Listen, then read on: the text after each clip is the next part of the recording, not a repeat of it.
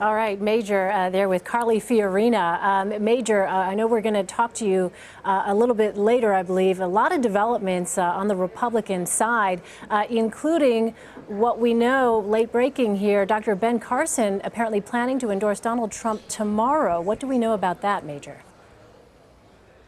We know that it's going to happen tomorrow at a press conference at the Mar-a-Lago club that Trump has. Ben Carson, we are told, will appear with Donald Trump.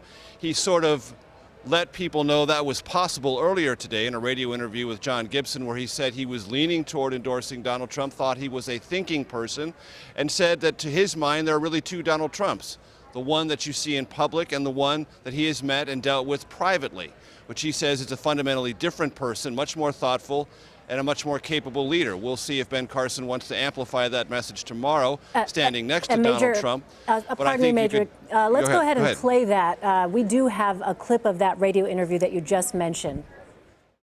You know, there are two Donald Trumps. There's the Donald Trump that you see on television and who gets out in front of big audiences. And there's the Donald Trump behind the scenes. They're not the same person. One is very much an entertainer, and one is actually a thinking individual. That's from your personal experience with him backstage? That's from my personal experience. Well, okay, describe that one.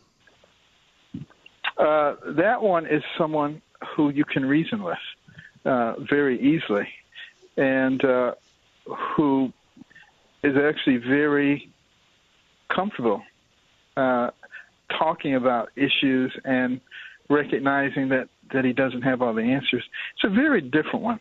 I mean, it's night and day difference.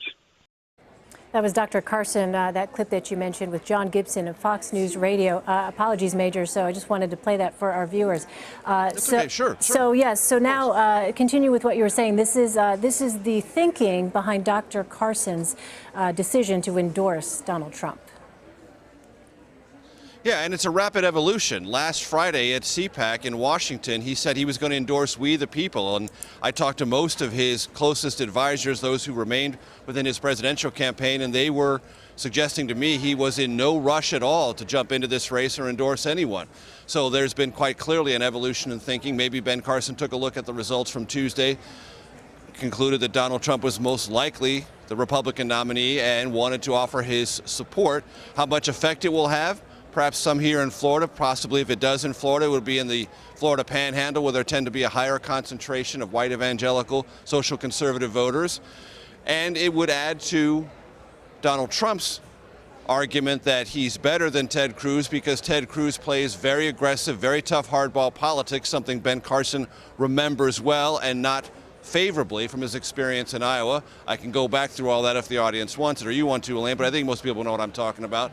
So that also deprives two other people of an endorsement, Marco Rubio and John Kasich. So more and more, as we see endorsements coming in, Mike Lee, the first Republican in the United States Senate from Utah today, coming here to the spin room to endorse Ted Cruz. Carly Fiorina yesterday for Ted Cruz. Ben Carson now for Donald Trump. In the endorsement world, you're seeing this really come down to a two-person race, Trump and Cruz.